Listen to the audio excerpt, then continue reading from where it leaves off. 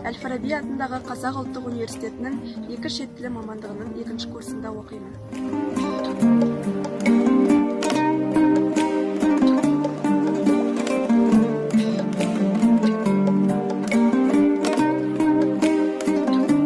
Қазақ халқы тәуелсіздік алғалы бері ұлттық дүниетанымын жинақтап, ұлттық мұраларын жаңғыртуда. Жалпы адамзаттың қазынасы ұлы ойшылдардың есімдерімен ғана емес, әр халықтың өзіне ғана тән ерекшелігін көрсетеді.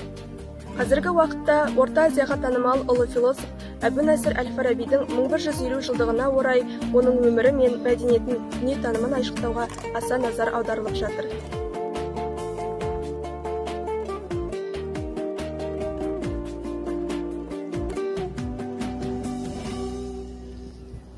Әбу-Насыр Әл-Фараби шығыстың ғұлама ойшылы, астролог, математик, Аристотельден кейінгі екінші ұстаз. Оның саяси философиялық көзқарасы көпшілік жағдайда өзінің құндылығын сақтады, және оның қазіргі жағдайда маңыздылығы өте зор.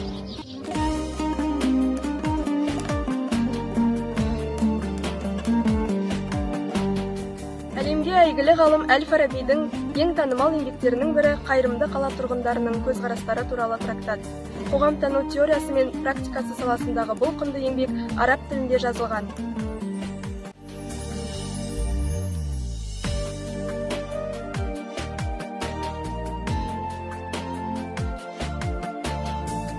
Әл-Фарабидің қайырымды қалалар және қайырымсыз қалалар туралы ілімі түп тамырымен Платон мен Аристотельдің мінсіз мемлекет және мемлекет туралы ілімінен бастау алады.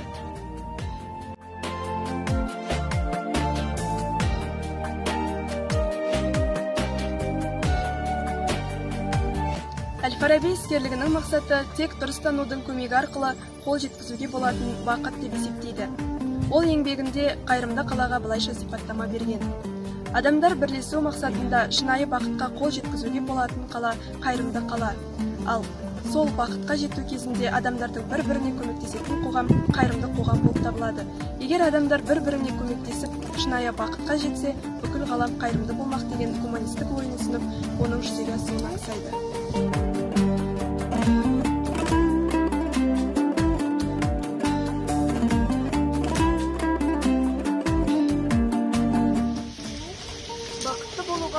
Адамға жаратылысынан берілген құбылыс. Бақытқа жету ғұлама философиясының алға қойған мақсаттарының бірі. Адамның бақытты болуға тырысатыны және соған ұмтылатыны шындық. Бірақ әркім бақыт деген ұғымды өзінше әртүрлі түсінеді.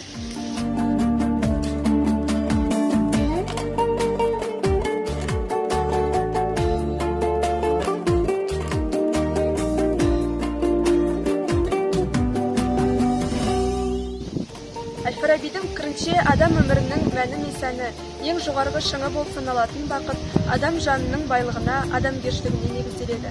Ұлы философ адам бақытты болу үшін ақыл парасаттың иесі, жаны таза, жүрегі жылы және жақсы мінез құлық пен ақыл күші адамгершілікті құрайтынын айтады.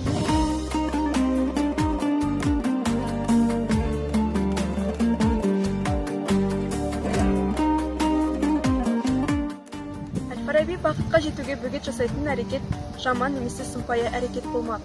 Бұл әрекетті туғызатын әдет құрып, кемшілік, кесапат, пасықтық деп есептейді.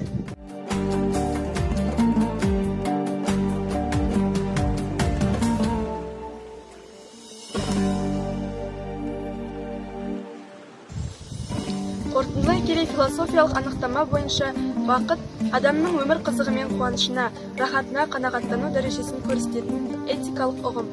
Әл-Фараби бақытты адамның алға қойған мақсаты ретінде түсіндірген, және әр адам осы дүниеге бақытқа жету үшін келген.